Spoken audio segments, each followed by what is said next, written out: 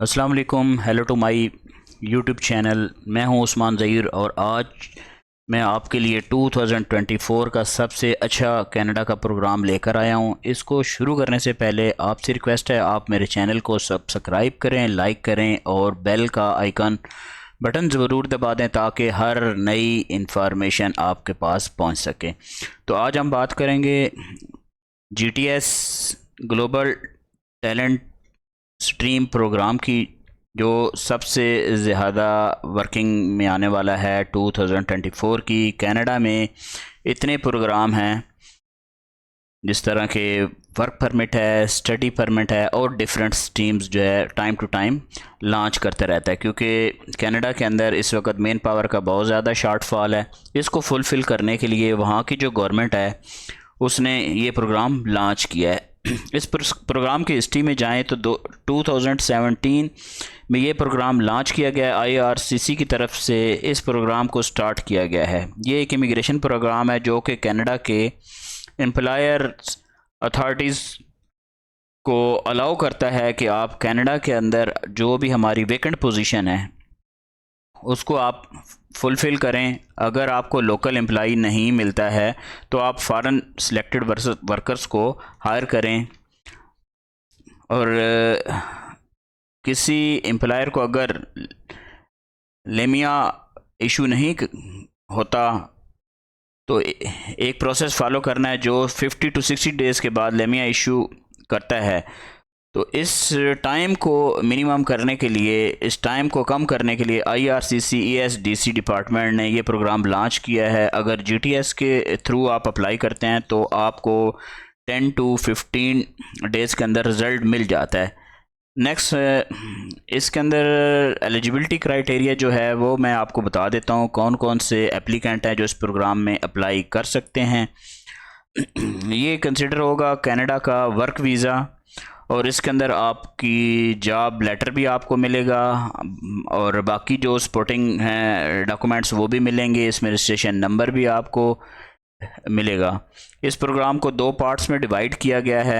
एक पार्ट तो ये है कि कैटेगरी 1 है, एक है कैटेगरी बी।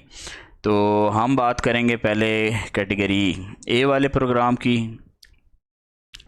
तो अगर आपका एक्सपीरियंस रेलेवेंट एक्सपीरियंस है जो एक रिक्वायर्ड ट्रेड है, एग्जांपल है आप आईटी के इंजीनियर हैं या आप किसी और ट्रेड के अंदर इलेक्ट्रिकल इंजीनियर हैं, किसी और स्किल के अंदर आते हैं, आप टेक्नीशियन कैटेगरी के हैं, कहीं के भी हैं, जो हाईली क्वालिफाइड हैं और हाईली गुड एक्सपीरियंस पीपल्स हैं, वो इसमें कैटेगरी ए में फॉल करेंगे।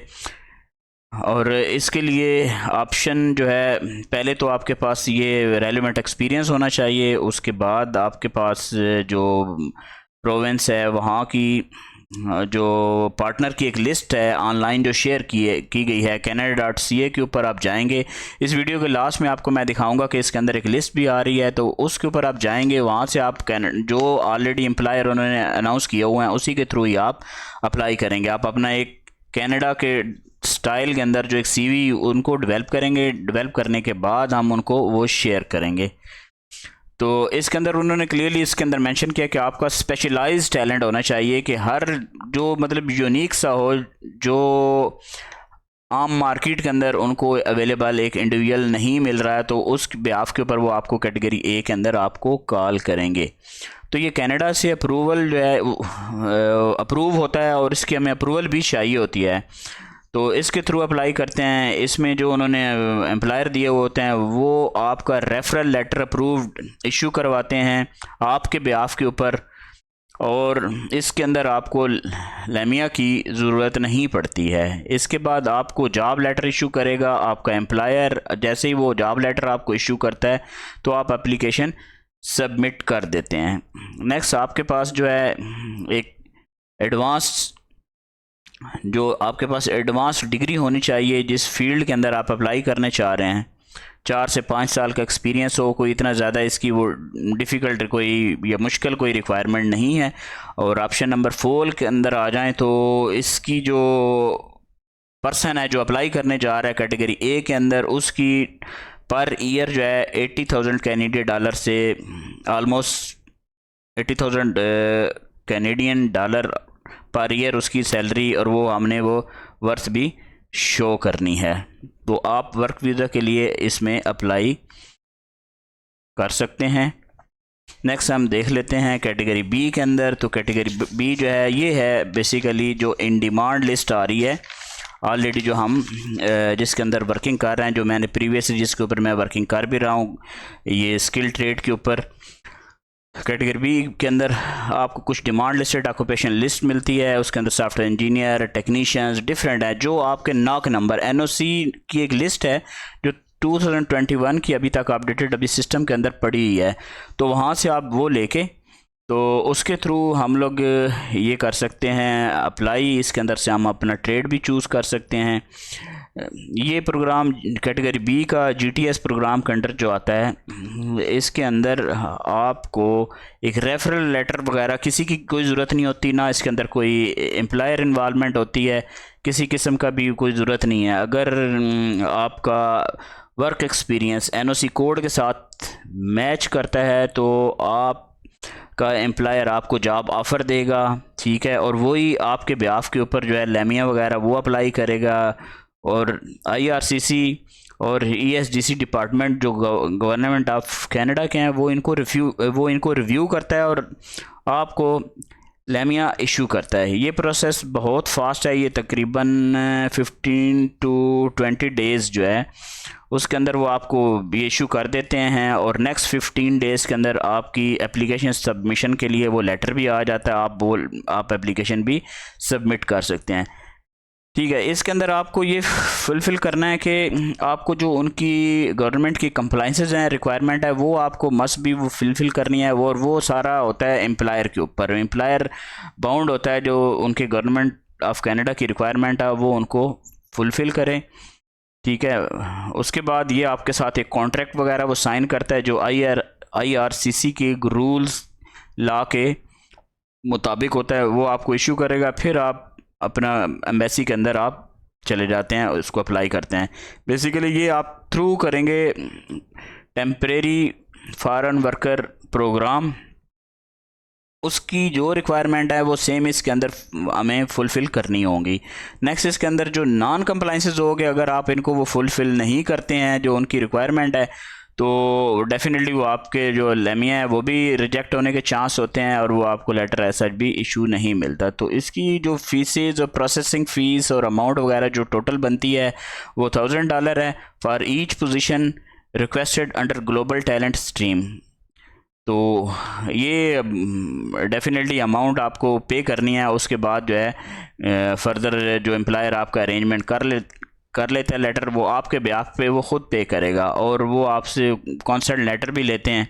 पेमेंट का वे ये है कि आप इसको मास्टर क्रेडिट कार्ड और वीज़ा कार्ड जो है उसके थ्रू आप पेमेंट कर सकते हैं।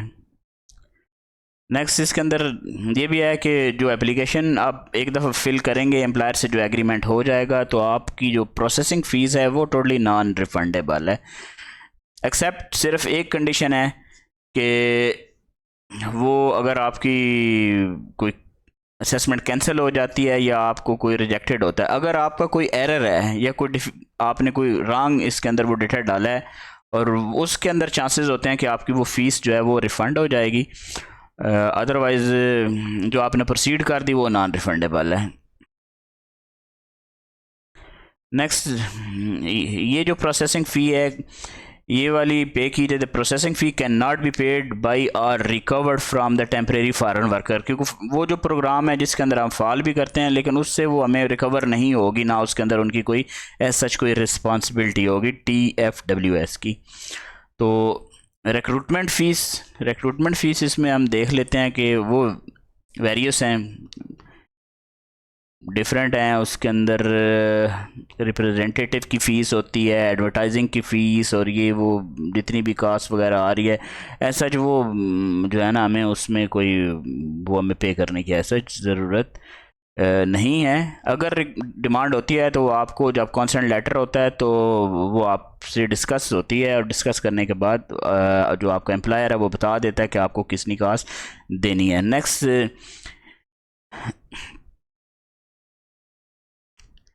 अगर इसके कॉन्सिक्वेंसेस क्या हैं? इसके कॉन्सिक्वेंसेस ये हैं कि failure to comply with the requirement may be result in the negative labour market impact assessment LMIA decision. Definitely वो जो आप फुलफ़िल नहीं करेंगे, अगर कंप्लाई नहीं करेंगे, तो उसके अंदर आप वर्ल्ड में कहीं भी आप अप्लाई करें, अगर आप उनकी रिक्वायरमेंट किसी ऑर्गेनाइजेशन, किसी एम्प्लॉयर, किसी कंपनी की आप वो नहीं फुलफ़िल करते, तो आपको डेफिनेटली वो रिजेक्शन आती है, वो आपको फेस करना पड़ता है। तो अभी हम आगे हैं, ये जो मेन वेब पेज है, अगर आप गूगल इंजन जो सर्च कर रहे हैं गूगल ब्राउज़र के थ्रू, तो उसके अंदर आपको सर्च कैसे करना है, अप्लाई कहाँ पे करना है, तो वो मैं आपको बताता हूँ। आप विंडो पे देख रहे होंगे, मैंने एक ये जो विंडो खोली है, आपको मैं इसका बता देता हूँ, थोड़ा सा मैं जूम कर लूँ, ठीक हो गया। अच्छा, इसके अंदर आप सिंपल ये लिख दें program requirement for global talent stream. वो जैसे लिखेंगे तो सबसे पहले नीचे वेब पेज पे आके canada.ca, तो उसके अंदर जो ऑप्शन है उसको जैसे ही आप इसको क्लिक करते हैं तो वो उसके अंदर हम लोग मूव कर जाते हैं नेक्स्ट पेज के ऊपर। जैसे ही हमने इसको क्लिक किया है तो ये देखें, ये इस पेज के अंदर जैसे ही हम आ गए हैं, तो इसके अंदर उसने हमारा वो भी बता दिया कि हमारा एलिजिबिलिटी जो क्राइटेरिया है वो हमें क्या फ़िल करना है, कैसे फ़िल करना है, वो इन डिटेल उसने सारी चीज़ें वो बता दी हैं। तो हम इसके अंदर नेक्स्ट देखते हैं कि हमें जो हमारी जो एलिजिबिलिटी है उसको जैसे ही हम क्लिक करते हैं तो नेक्स्ट हमारा जो कैटेगरी ए है, आप देखेंगे कैटेगरी ए के ऊपर हम लेके आते हैं अपना,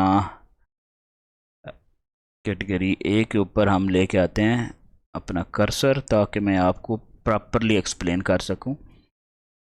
देखें, कैटेगरी ए के ऊपर जैसे ही इस टीम के ऊपर हम क्लिक करेंगे तो ये लिखा है डेजिग्नेटेड पार्टनर। तो जैसे ही मैं इसको क्लिक करूंगा तो ये इसके अंदर एक प्रॉपर लिस्ट आ गई है। नीचे ये 2021 में अपडेटेड लिस्ट है। उसके बाद नीचे इसके अंदर हर प्रोविंस, हर के अंदर जितनी कंपनीज, जितने उनके गवर्नमेंट के डिपार्टमेंट, इदारे हैं, ठीक है, तो वो लिखे हुए हैं। प्लस जहाँ पे ये मैं एरो मूव कर रहा था ऊपर लिखा है एलिजिबिलिटी फॉर क्राइटेरिया ए, तो वो आपको क्राइटेरिया ए के अंदर जैसे क्लिक करेंगे तो वो आपकी एलिजिबिलिटी भी बताएगा। ये इसमें देखें डिफरेंट कंपनीज़ के साथ गवर्नमेंट के जो डिपार्टमेंट्स हैं, इदारे हैं, उनकी सारी इन डिटेल है। आप जिस पे चाहें क्लिक करें, क्लिक करके वहाँ पे सर्च करें तो इसके थ्रू आप अप्लाई कर सकते हैं। और it's a very easy way, कोई इतना वो डिफ़िकल्ट नहीं है जो हम समझें कि बहुत ज़्यादा कोई मुश्किलात हैं या हमें अप्लाई करने में कोई दिक्कत होगी, तो बिल्कुल ऐसा कोई सिलसिला नहीं है। तो नेक्स्ट हम देख लेते हैं आगे कैटेगरी बी का। ये कैटेगरी बी है, इसके अंदर आप देखेंगे कि इसके अंदर ऑलरेडी एक उन्होंने लिस्ट वो डिफ़ाइन की हुई है। तो ये लास्ट अपडेट हुई है दिसंबर 2022 के अंदर। कोविड के बाद ये दोबारा उन्होंने फ्रेश किया। अभी ये जितना भी शॉर्टफॉल है ये आपको सामने नज़र आ रहा है कि ये कैटेगरी हैं, ये कैटेगरी और इनके एनओसी कोड जो है 2021 की एक कॉलम के अंदर जो लिस्टेड आ रहे हैं, ये वाले उनके पास अवेलेबल नहीं हैं। और इस तरह के जो अच्छे जो स्किल्ड पीपल हैं वो ये लोग सर्च कर रहे होते हैं। इसमें टेक्नीशियन हैं, वेब डिज़ाइनर हैं, आईटीज़ के हैं, कुछ इंजीनियर्स हैं, मिक्स हैं इसके अंदर, तो वो इसके थ्रू भी आप अप्लाई कर सकते हैं।